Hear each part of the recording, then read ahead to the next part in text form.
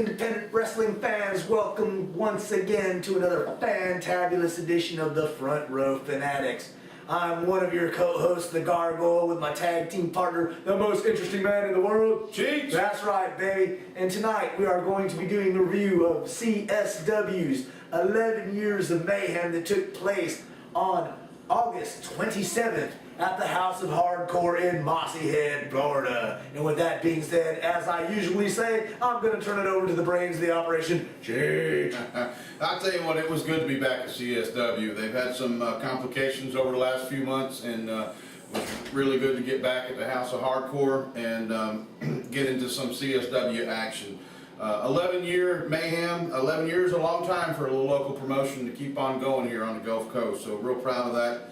But like I said, it was really good to see them get back in the swing of things, and it looks like from their Facebook page that they're going to be, handing them out and back in business, I guess you can say, or back at it again full force. So it's looking real good. Absolutely. CSW is, to me, the promotion that won't die. You've heard people bury them, on Facebook or the message boards or whatever, talk shit, call them backyard, whatever. But right now, they are currently, to the best of my knowledge, the longest running promotion on the Gulf Coast. Yes. Say what you will about CSW. Do they have the best building, the best ring, all the highest quality talent of no? But they have a good mixture of all of the things necessary to make a fun, entertaining show. And I love CSW. I don't care what anybody says, it's one of my favorite places to go, and I enjoy it, and I want to congratulate the people at CSW for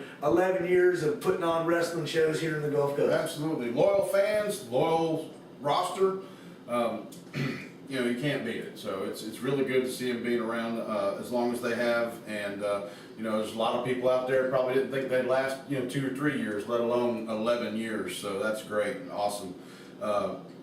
Real good to be there. It felt good to be there. A lot of faces, not necessarily wrestling, but a lot of faces that you've seen wrestle in CSW over the past 11 years, and just a real good atmosphere all around. So it was really good, and I did bring some weapons for the Bring Your Own Fans Bring the Weapons match. Absolutely, as did I.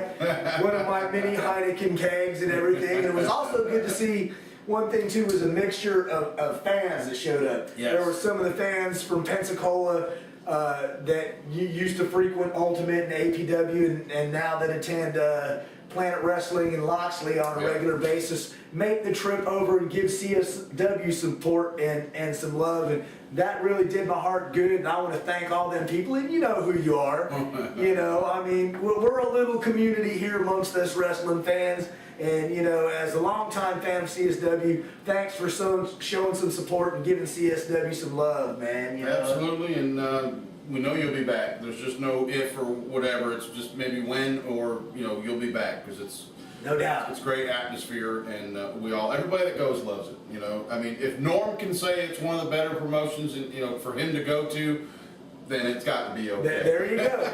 There you go, man. If the heat magnet throws it down, baby, it's all about it. But anyway, they started off the event. First match of the evening was with California Kid versus Mike Fresca for the Formula One title, which Mike Fresca did get to win over California Kid.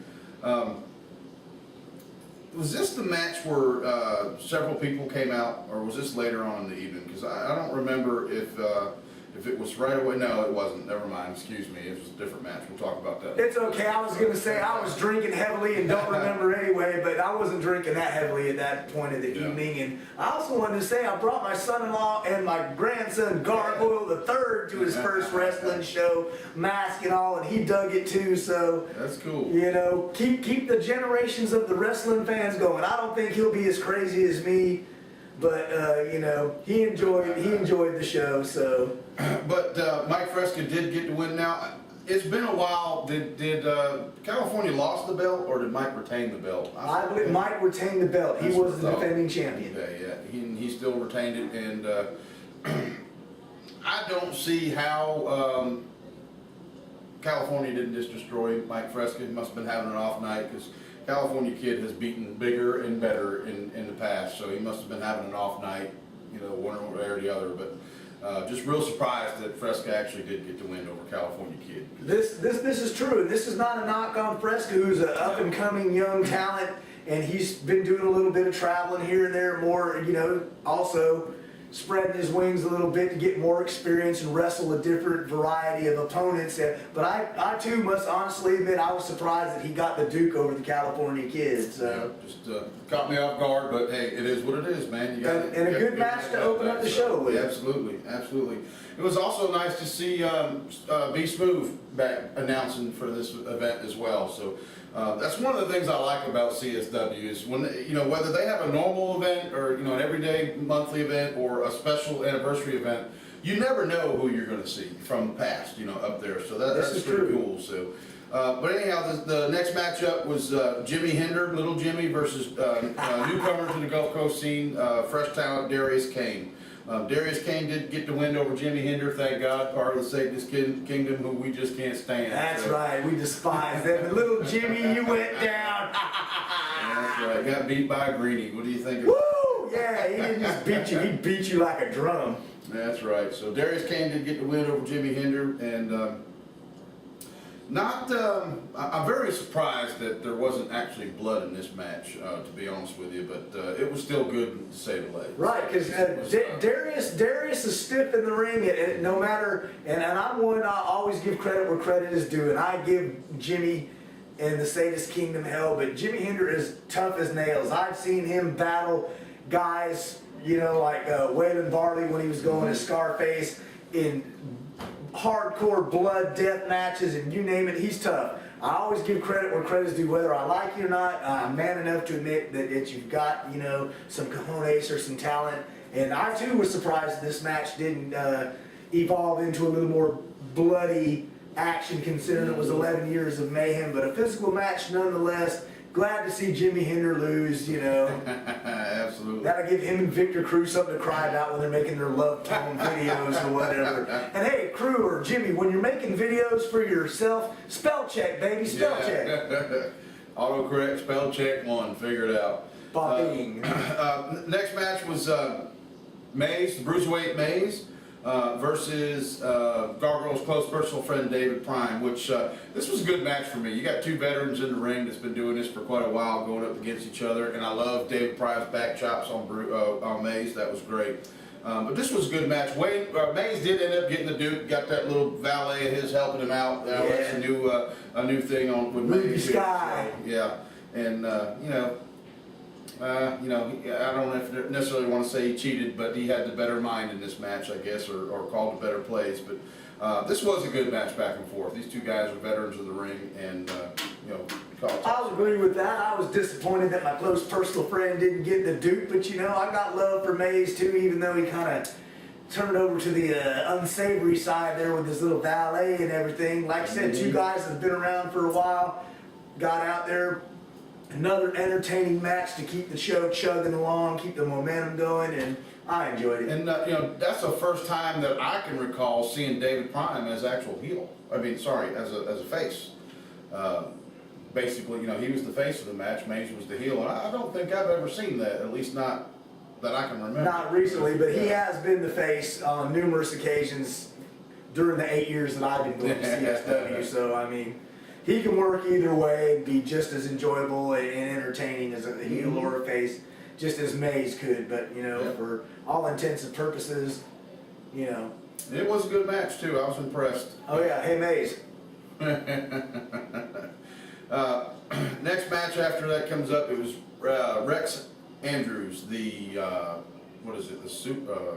filthy gorgeous model.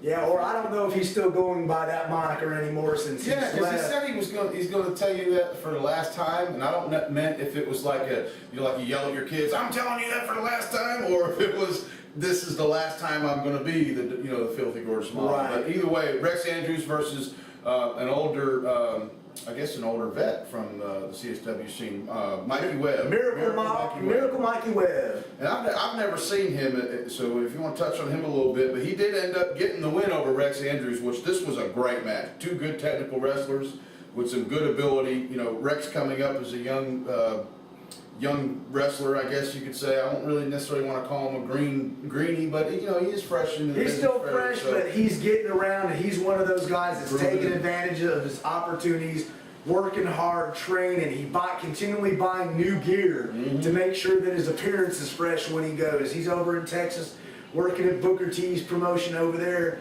He's traveled, he's been in Guild, he's been all over the place.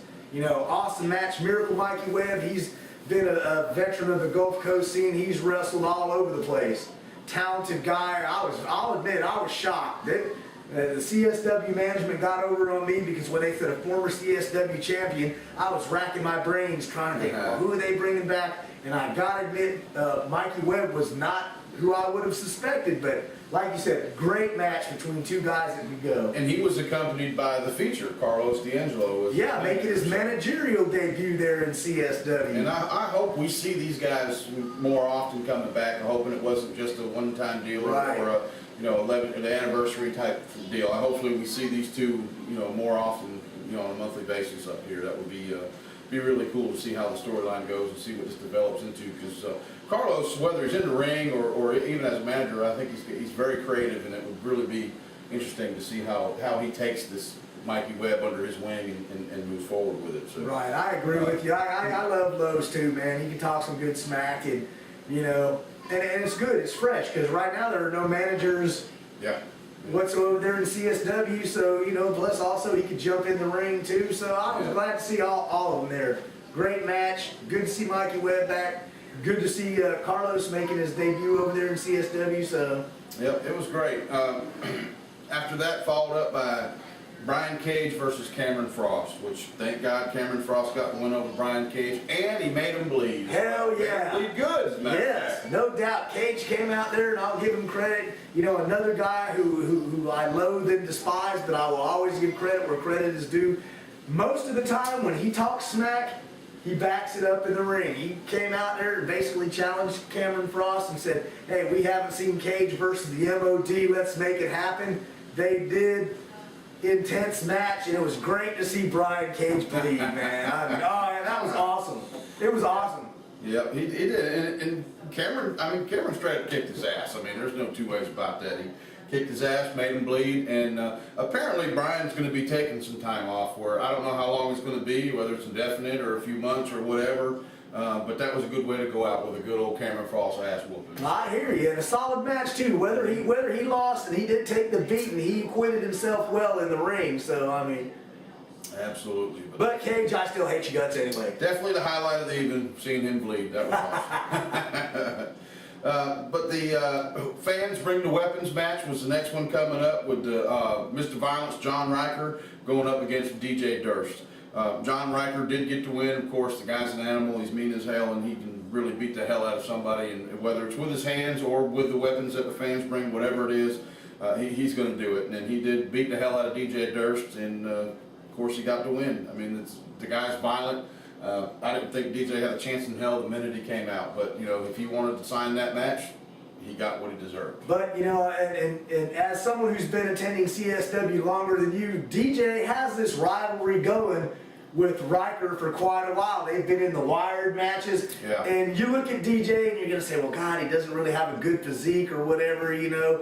But DJ is tough as nails. He will fight you to the bitter end. And I've seen him bleed buckets and bump all over the ring, you know. So, I mean, he's got my respect. Yeah, I mean, because when you keep getting in there year after year, usually he's one of the guys that's in Four Corners of Hell or Wired or these fans bring the weapons matches. So he thrives on the violence and the bloodlust and all that. So, hey, I give 2 thumbs up for DJ for once again manning up and stepping in the ring with Mr. Violence and getting down for the fans. And between him and Lane Smart, they're just crazy to get in there with him. I mean, it's just, No doubt. They'll get in there and bleed buckets with him, and it's just crazy. You wouldn't catch me doing that. I hear you. And you've even been body slammed on tacks. Choke slammed by Choke Mr. slam. Violence on thumbtacks many, many moons ago. All right, that brings us up to the next match, which was an actual tag team gauntlet match for the CSW tag belts. That involved Satanist Kingdom, who is Mike Metal, and Victor Krug. Douchebag. Yeah. The Onyx, Terry Allen Jones, and Marcus Gibbs. Nathan Beast and Ninja Guy was the tag team, and Chris Corbin with Craig Craven, Yep. and Trooper and Chief Little Bear. Then you had Shane Gibson with Chuck Diamond, and Extreme G and JT Angle, Initial Shock. And actually, Initial Shock, it did end up through all the chaos of winning the belts, but it was shady. I mean, Yeah. it was a shady finish, but you know, it is what it is. They all beat the hell out of each other for quite a while, and basically Extreme G and JT kind of, to me, it looked like they just kind of lid low, That's and right. waiting for other people to do the work, and then they got in there and boom, shot Exactly. three. Whether you like it or not, you know, you can call it good tactics or being smart or whatever. They laid low and let the majority of the tag teams beat the crap out of each other and eliminate each other. And then they slid in there with the right opportunity and got a quick 1, 2, 3 to, you know, become multi-time CSW tag team champions. But you can rest assured, I know that the Onyx, and I know as much as I despise them, the Sadist Kingdom, you know, they're going to have something to say about that. And I'd really hate to be Initial Shock. Yes. Because there's a target on their backs, no doubt. Yeah, they're going to be wishing they didn't get themselves involved in all that, but I'm going to look forward to see it. I can tell you that. So, I think that is the lineup for Fallout, which is September 29th in Mossy Head House of Hardcore. Definitely check that out and get the follow up on that. And we'll see the fallout from their shenanigans. I guess that's where the name is from. The fallout from the crap they pulled at 11 years of Mayhem. So the main event of the evening was Lane Smart versus Mr. Omega, Cyrus LeVay, which was great to see him there as well. And Lane Smart, you know, he just sick as hell. The guy is sick. Twisted individual. Yeah, and this was, Lane Smart did get the win and end up with the CSW Championship belt. Didn't really like the finish in this match, but, you know, what are you going to do? I mean, it was just kind of 1, 2, 3, boom, it was over. It was, I guess I was surprised. I didn't expect it to finish like that. He was able to get onto him, scoop him up, and pin him down. So Yeah, I was expecting more of a bloody war Yes. between these two guys, because anybody that knows Cyrus LeVay, Mr. Omega, whatever you want to call him, the dude's bled buckets all over the Gulf Coast for years, held titles in every promotion he's ever been in, and you're definitely, to get the Duke over him, you're going to have to work your ass off. Lane Smart, sick, twisted, psychotic individual. You know, he usually thrives in those wired and four corners of hell, and fans bring the weapons type matches too. And I, like you, must admit, I was readily surprised that he got that quick win over the experienced veteran Cyrus LeVay to retain the CSW heavyweight title. That I'm hoping, you know, sooner or later that Cyrus is going to come back for a rematch. yeah, absolutely. Now I was really surprised that these guys didn't bleed buckets, like you said. I've got blood on one of my shoes from Cyrus at another promotion still that I can't get out. But yeah, I was a little, I don't necessarily want to say I was disappointed, but I was really surprised that we actually didn't see a lot more blood. But we did see it coming out of Brian Cage, which is great. That almost makes up for it all. Would have been really much nicer to see it coming from Victor Crew as well. This is true. That would have been an extra plus. And you know, as crazy as Lane Smart is, and as violent as him and Omega can both be, I expected to see a lot more. But it was still overall a good match. And you know, Lane Smart did get the CSW champ title out of that, and I'm sure that this will go on. There's no way that Omega will leave it at this. No, I hear you. So look forward to see where that goes. And the next, like I said before, it's September 29th. It's going to be a CSW event Fallout in Mossy Head, Florida. Definitely make arrangements to check it out.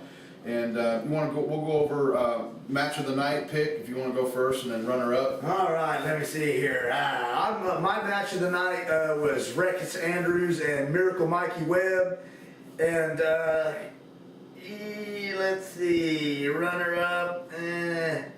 That's tough because there was, you know, several matches I enjoyed, but I'm going to go ahead and give my runner-up to Brian Cage versus the Master of Devastation, Cameron Frost, just for the simple fact that Frost beat his ass and made him bleed. I would agree. On my first match of the night for me is going to be the same: Rex Andrews and Mikey Webb. I've never seen Mikey Webb. It was good to see the whole thing with Carlos being there, and Rex Andrews is just, every time I see him, I'm impressed. You know, He gets better every time. Every time. I mean, from the physique to the moves, I mean, it's great. And then runner-up for me was Maze and David Prime. I enjoyed seeing the two veterans go at it. I enjoy either one of these. David Prime, you know, I like seeing him at CSW, and I enjoyed that match altogether. He didn't get to win. I would have liked that better, but you know, you can't pick them all. So This is true. that was pretty much it on that one there. But once again, you know, another highly entertaining event there at the House of Hardcore in Mossy Head from CSW. Glad to see him back. Yes, no doubt, no doubt. You know, they've been overcoming some obstacles and stuff between building issues and other things going on. You know, they had a couple months where they didn't get to run the show, and, you know, they had a good crowd, you know, which was Very good. Half of it was loud, and half of it was quiet, but it was overall a very good crowd. right. And of course, we're always on the loud side, you know. But you know, it was good to see them. They had a good crowd at the building and everything. You know, hopefully the fans will come back out and support them again at this show. And once again, you know, say what you will, you know, and there's plenty of naysayers that are going to dog on CSW and talk shit at them. But 11 years in that building, in the same building. Yes. They're still here. Promotions come, promotions go, that have had more glitz, more lights, more glamour, you know, more talent or bigger names or whatever you want to say. They've came and gone, and CSW is still there. Yep. You know, that's a testament to their desire and their will to entertain the fans and their love for the business. You know, and it also is a testament to the loyalty of the fans that keep coming out and supporting CSW. Absolutely. Because, you know, if you don't like it, you're not going to make it 11 years if you can't get enough people there, you know, to enjoy the show. So. Absolutely, I agree. And that's, you know, I went one time and I was hooked, and most people that do go, they are hooked. You know, you do notice as you go, you see the same faces, and when you see new ones, you usually keep seeing them again as it goes on. So, you know, spread the word out there. CSW is the promotion to check out on the Gulf Coast, and some people may like it, you know, some people may not, that we actually enjoy it, but we do, and we are, thank God, as Americans, able to make our own decisions on what we want and don't want to do. That's right. We are hardcore hellions, baby, right. as B Smooth calls the legion of fans from CSW. So, you know, once again, I want to congratulate CSW on their 11-year anniversary. You know, thanks for the past 8 years I've been going. I've had nothing but fun and great times there. So, you know, I hope to see you continued success and grow and expand and become better. Absolutely. And further than another 11 years. There you go. Let's keep it going. So, glad to see y'all back. Excuse me. Glad to see everybody's was upbeat and no issues nowhere. Glad to see that a good amount of people that actually came out for the event as well. That was great to see. New faces, and look forward to next month. Hell yeah. This month, no? Yeah, it's this month. This We're in month, September as we're filming this. We're a little slow and behind, so yeah, we've been busy with work and other stuff, so we haven't quite been up on our game. As they say, the shoot job has gotten away. That's right. Shoot job pays the bills, baby. You know, that's the way it is. But you know, get out there, support CSW, support your local indie feds in our area. And as we said in previous videos and stuff, get out, travel a little bit, step outside the box and support indie wrestling in the state of Florida and along the Gulf Coast. That's right, and if you feel like getting a tattoo or you're in the mind of shopping for a tattoo, check out A Tradition Tattoo Parlor. Classic Tradition. A Classic Tradition Tattoo Parlor. Damn, and you're not even drinking, man. What's up with that? You never know what's in here. This is true. And if you want to buy some cool masks, MrMaskman.com has high quality masks, affordable prices. You know, you can get it from the lower prices all the way to the top level professional grade masks, MrMaskman.com. That's right, and keep an eye out for some Front Row Fanatics t-shirts coming soon. We will have them soon enough, so if you want one, hit us up, let us know, and we'll put your name on the list. So. And I guess with that being said, we'll see you in the front row.